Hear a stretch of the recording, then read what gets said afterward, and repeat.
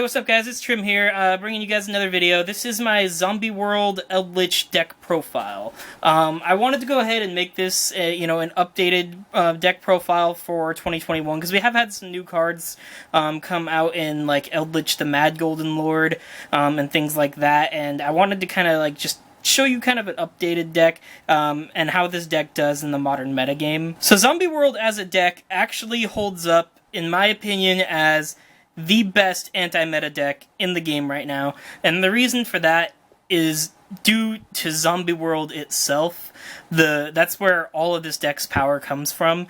The card just shuts off all the meta decks, and it has for the last few formats. The card shut off Dragon Link, it shut off Infernoble, it shuts off Drytron, it shuts off Tri-Brigade. Like, Tri-Brigade can't play through it at all. Drytron can still make boards, but that's why we have other interruptions and things like that in our deck to prevent them from getting into those interruptions and, ruining our day. This deck can struggle a little bit with Sky Striker and, Prank Kids. Those matchups are a little bit harder, but the deck can do reasonably well. So anyway, without further ado, I just wanted to go ahead and show off this deck for 2021. As I think that it is really, really underrated. First up here is Doom King Ballardrock. I don't think this guy needs any explanation at all. This is easily one of the best cards in the entire deck. One of the best boss monsters in the whole game, in my opinion. So you guys should know what his effect is, but in case you don't and you're new to this video, when a zombie activates its effect, Doom King can chain to that effect and either negate it, or it can banish any monster in the field or graveyard. And if Zombie World's on the field, that's going to be pretty much anything. So this card is really, really good. However, we do only run him at 1 because you don't want to draw him. You don't want to see him in your opening hand. He is a brick. So that is why we only run the 1 copy of Doom King Ballardrock. Next, we do double Eldlich the Golden Lord. You can run 3 if you want to, but I find it's kind of a brick. I like only having, the 3 big boss monsters. We actually don't run a lot of monsters in our deck because we just don't want to see a lot of monsters. Most of what you want to see are your spells and traps. Eldlich the Golden Lord is the card, though, that you will be searching most of the time just to get your plays rolling, and he just turns on all of your back row interruptions. But you still can do okay without him. Like, if you still have Zombie World and Doom King, you're not in the worst position, but you're definitely a lot weaker because cards like Lightning Storm and, Harpy's Feather Duster exist. Alright, next we do double Necroworld Banshee, which is actually a really underrated card in this deck, because not only can you, banish it from your field or your graveyard to activate Zombie World directly from the deck, but also if they do play, like, Twin Twisters or Harpy's Feather Duster and you don't have a way to negate that, but let's say you have a Sanguine on the field, you can special summon this directly from your deck, and it protects Zombie World from being destroyed, and that's pretty big. A lot of people think that this deck dives to, like, 1 Twin Twister or Harpies, but that's just not the case because of the interaction you can do with Necroworld Banshee. It is actually much harder to remove Zombie World from the field than you would anticipate once it sticks.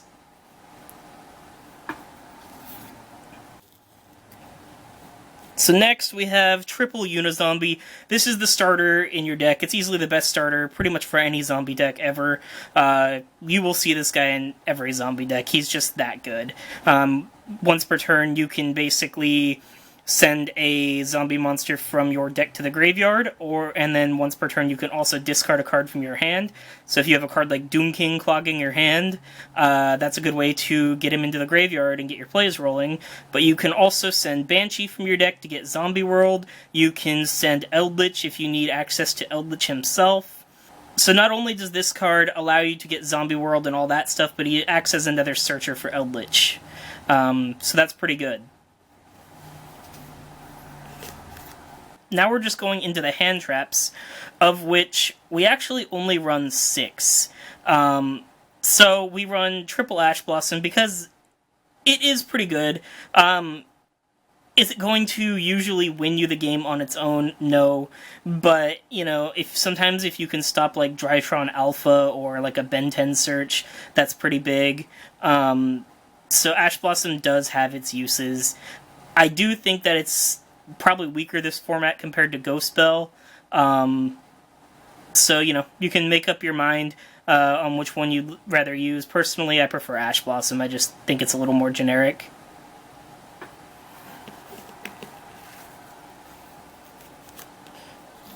Now then, we do triple Droll and Lockbird because Droll and Lockbird is fucking insane this format. If you Droll and Lockbird a Drytron player, their turn is over. Half the time if you Droll a Salmon Great player, it depends on when, but, you know, you can do some serious damage there. Same with Sky Striker, you can stop them getting that, like, double, triple engage search. So Droll and Lockbird is really, really good this format. So I would seriously consider actually main decking it. And that rounds it out for our monsters, because we actually don't want to see a ton. And some of you will be saying, like, oh, why don't you have Glow Up Bloom? Because the thing is, Doom King specials himself from the grave every turn anyway, and Called by the Grave is at 1. So I don't think Glow Up Bloom is really needed in this deck. It just clogs up the deck, makes it take extra space, and I just don't want to draw it. So that's why I don't run Glow Up Bloom. I don't think it's necessary. It feels very, like, win more this format. Now, going right into the traps, we do triple Conquistador. I mean, this is a staple of pretty much every Eldlich deck. Conquistador is one of the best interruptions. It basically can pop a card on the field, then when it goes to grave, it searches another elixir, so you can get your plays rolling that way. I don't like the Shiranui style Swallow Slash because it forces you to run bricks in your deck. And as you can see, we actually don't run any Shiranui cards. I also just think Conquistador is better because it gains you advantage and you don't have to, you know, run those bricks.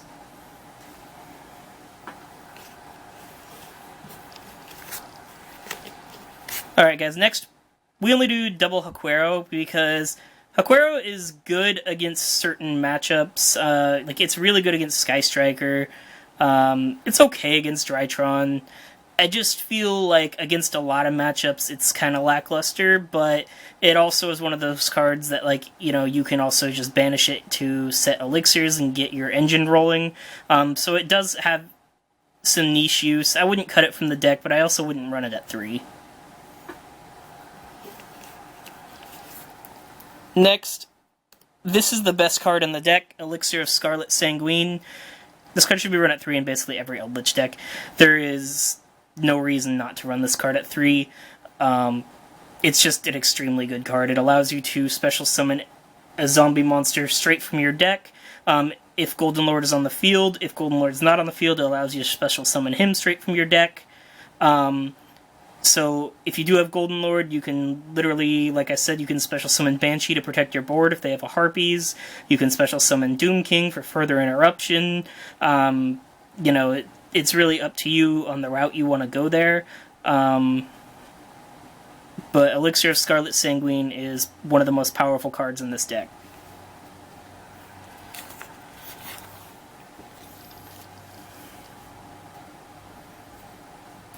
Now next, this card is something a lot of people actually don't run, but I think it's kind of a mistake because Eldlich loves playing that slow grind game.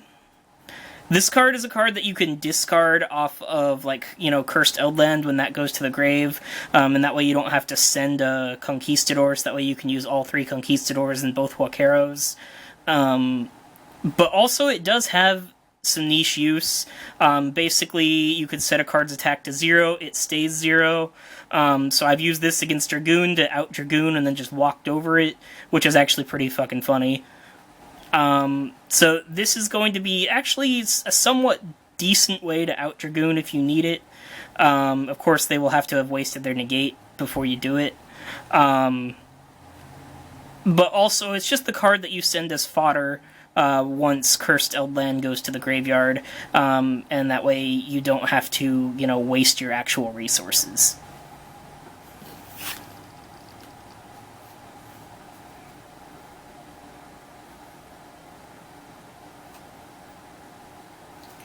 Alright, now next, to round out the Eldlich traps, we are just doing double Golden Lands Forever, because it is a searchable Omni-Negate. This is what will allow you to survive against Lightning Storm, Harpy's Feather Duster, like Red Reboot, any of those really, really annoying back row interruptions. You want to always try to end turn 1 with either this or Solemn Judgment set. The reason I have this is because obviously Solemn Judgment is not searchable, and 2 just comes up in a grind game. Trust me, 2 I think is the way to go. So like I mentioned, we also run triple Solemn Judgment, because again, just like Golden Land Forever, this is a card that's going to allow you to just not die to blowouts, basically. For me, personally, the thing that I hate the most is just losing to a blowout. Like, whether that be, Nibiru, Dark Ruler No More, Harpy's Feather Duster, depends on the deck I'm playing. But I hate getting blown out. And so this is the card in this deck, combined with Golden Lands Forever, that will allow you to just play through those kinds of things. Nothing's more infuriating than setting up a board and getting, evenly matched or something and just losing the game because of that. Now next, we have Rivalry of Warlords. This card is your win condition for the deck. If you see this in Zombie World and they don't have any way to out either of them, you just win the game. It's easily the best lock in the game. Basically, Rivalry forces them into only one monster. To only one monster type. And then with Zombie World, it turns everything into zombies. So if they're not playing zombies, they get one summon, and then they can't summon again unless it's a zombie monster. So this card will allow you to win games just for free. There's no reason not to run it in the deck. To round out our trap cards, we also play one Skill Drain. We actually don't need to rely on Doom King Ballardrock in this deck. Relying on just Eldlich with back row cards is plenty enough. So this card actually has saved me a lot. Going second against a lot of those Floodgate decks, Tri Brigade when they put up their stupid barrier statue shit.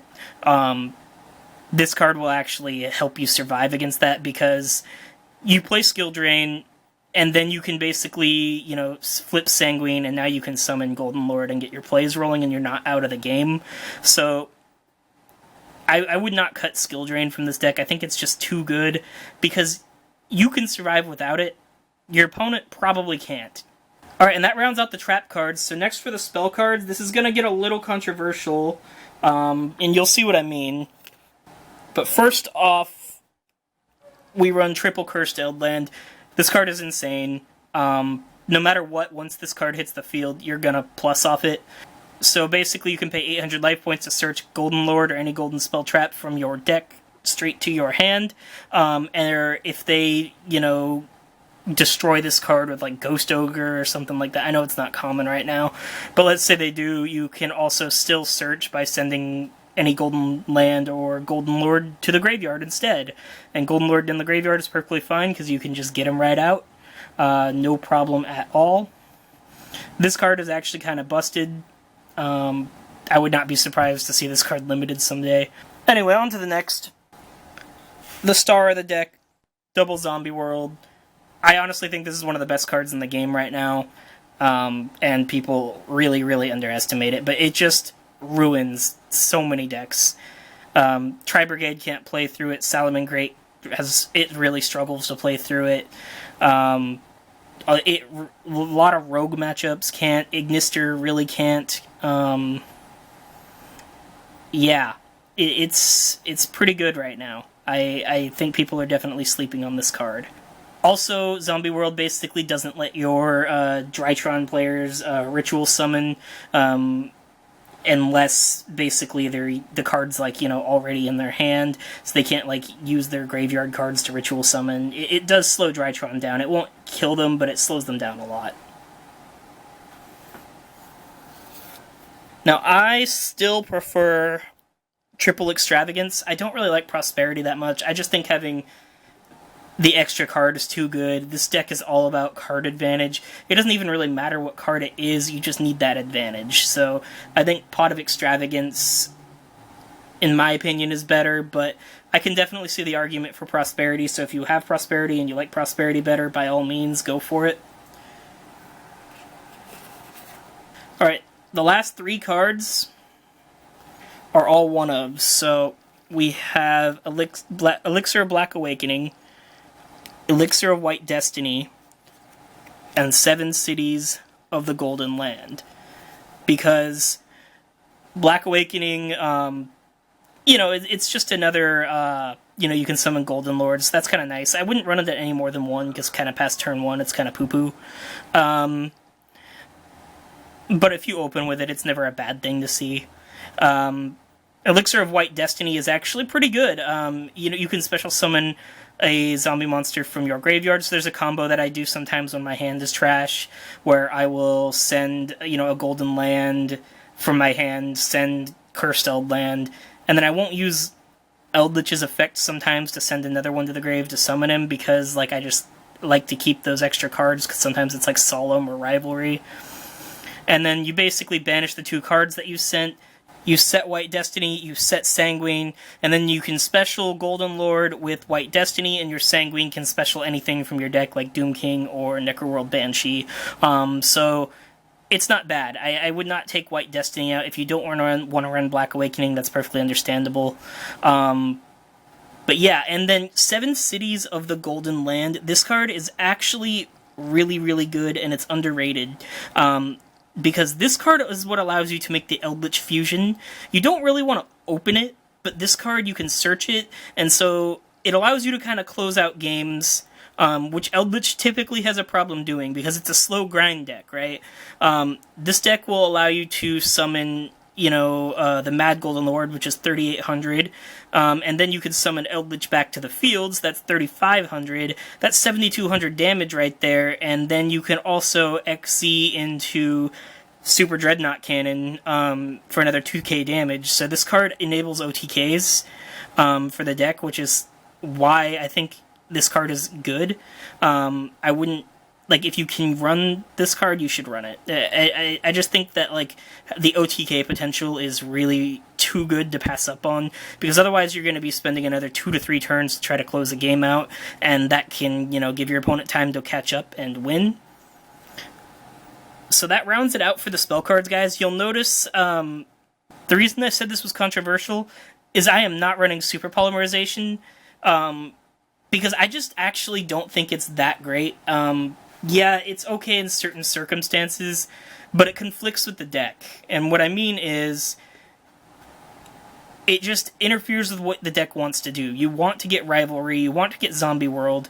If you have those, you can't use Super Poly. It's a dead card. And you actually have ways for dealing with Dragoon that you don't really need Super Poly. And pretty much everything else that you'd want to Super Poly, you usually can't. So, Herald of Ultimateness and that kind of thing. So yeah, I don't think Super Poly is great right now in this deck. I guess it's okay against Tri-Brigade, because there is actually a Super Poly target that's Wind, but other than that, it's useless against Drytron. You can remove, Masquerena and, I don't know, Beatrice or whatever, but, then what are you going to do? You can't get rid of Herald, and if you can't get rid of Herald, you lose. So, that's my reasoning.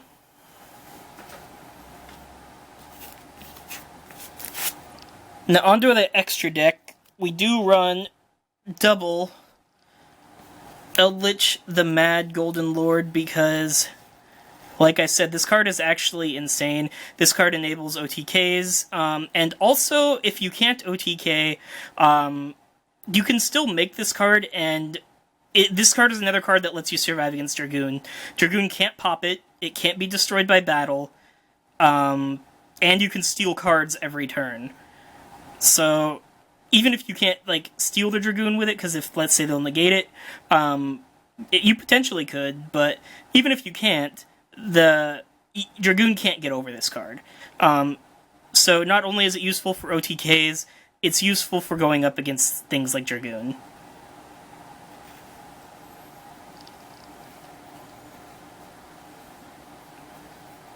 Okay, so I'm not going to lie to you, the rest of this extra deck does not matter because we play Extravagance, but I do play double Nether Soul Dragon in case I do decide to do Super Poly someday. I doubt I will, but that's what that's for. And then speaking of more Super Poly targets, we have our double Starving Venom Fusion Dragon, and that's what we would run for Super Poly targets. If you are going to go heavy on Super Poly, you can run Salamangreat Violet Chimera, you can run Mud Dragon of the Swamp, and you could actually run Guard Dragon, like Almarduke or something, and that's the Tri-Brigade target that will let you Super Poly Tri-Brigade.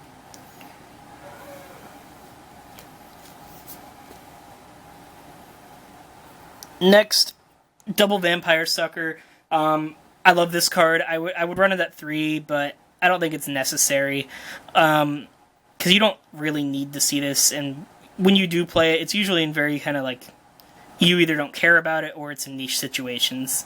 So the first situation I can think of would be, you can actually tribute over your opponent's monsters if you have this card in Zombie World on the field. So like if they have like a Dragoon or anything like that, you can literally just, if you can get there and bring this card out, then you should, because you can basically have an Eldlich or a Doom King or something in your hand. You could tribute right over their card, and they can't do jack shit about that. Also, it has actually kind of a funny interaction with Sky Striker. You can special summon Ray from their graveyard, and then they can't... It basically will turn off all their back row, because now they have a card, in their main monster zone. And it will also just kind of allow you to kind of get rid of their Link monsters without Ray being, like, super freaking annoying. So Vampire Sucker is pretty good. It's a little niche, but also the main use for this card is whenever a zombie monster is special summoned from the graveyard, you can draw a card. So every time Doom King comes back, you get to draw a card. So that's pretty good.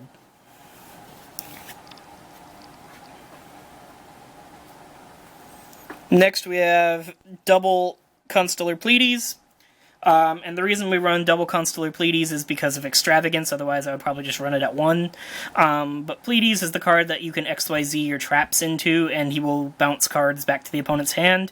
So that's, bouncing is really, really good spot removal.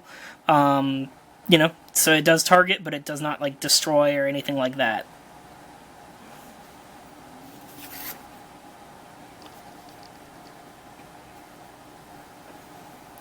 Now next, I only run the one Super Dreadnought Cannon. If you want to, you can run more just because of Extravagance. I don't think that that's wrong at all. But you'll see why I'm only running the one, because I also run this package.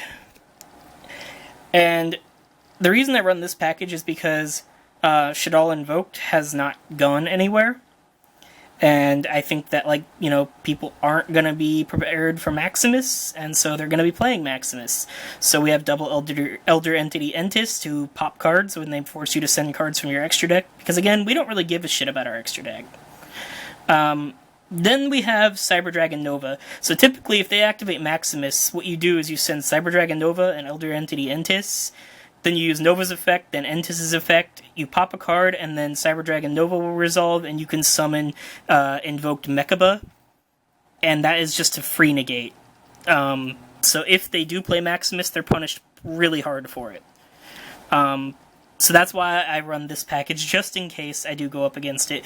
If you would rather run, more Super Poly targets, great, you can do that. There's no issue with that. If you wanted to run the Super Dreadnought Rail Cannon Libe or whatever it is, you can do that. It's actually really good against Ignister, because it's the card that will allow you to beat over their 6k unaffected Towers monster. So if you do want to run that, I'd just remove one of the Entises. But I like having 2 just in case I banish or something, you know.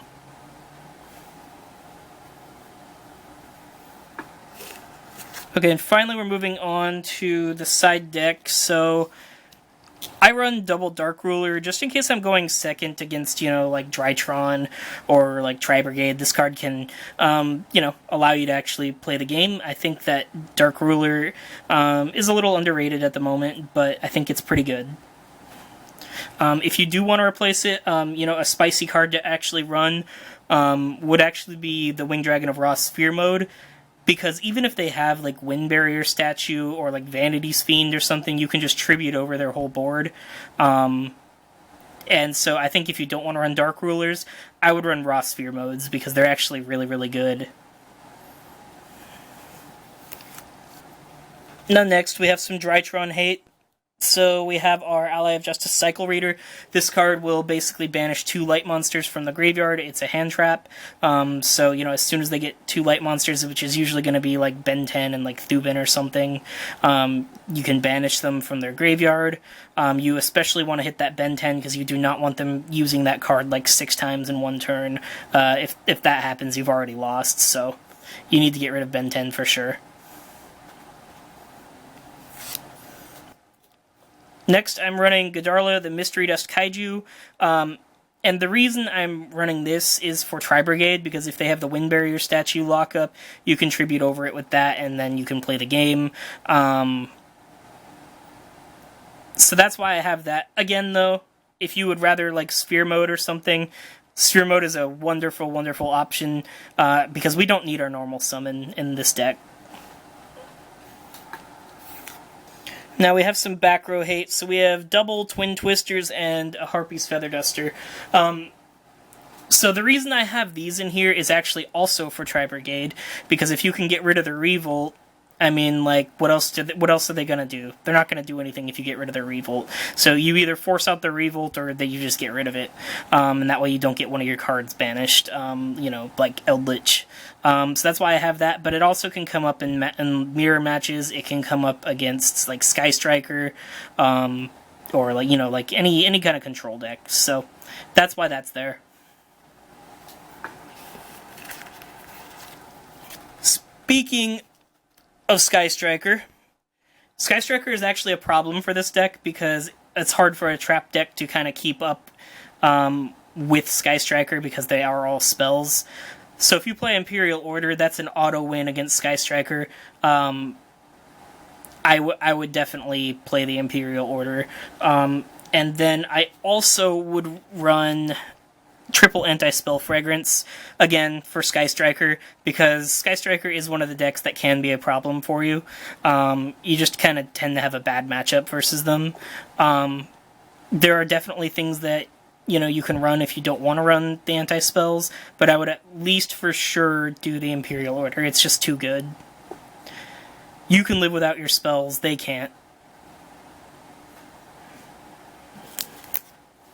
But anyway, guys, thanks for watching my video. That is my Eldlich deck profile.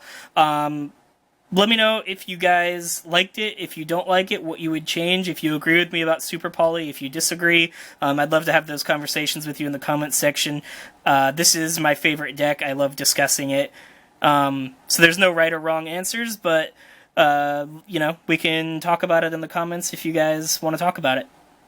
Thanks. Don't forget to like and subscribe if you like these videos, because it does motivate me to keep making more. I know it's been a while since my last one, and that's just because I felt like I really wasn't getting views, and, you know, there's a long editing process, so that's kind of why I took a big break, but I have a Salamangreat video coming out pretty soon. Anyway, thanks guys.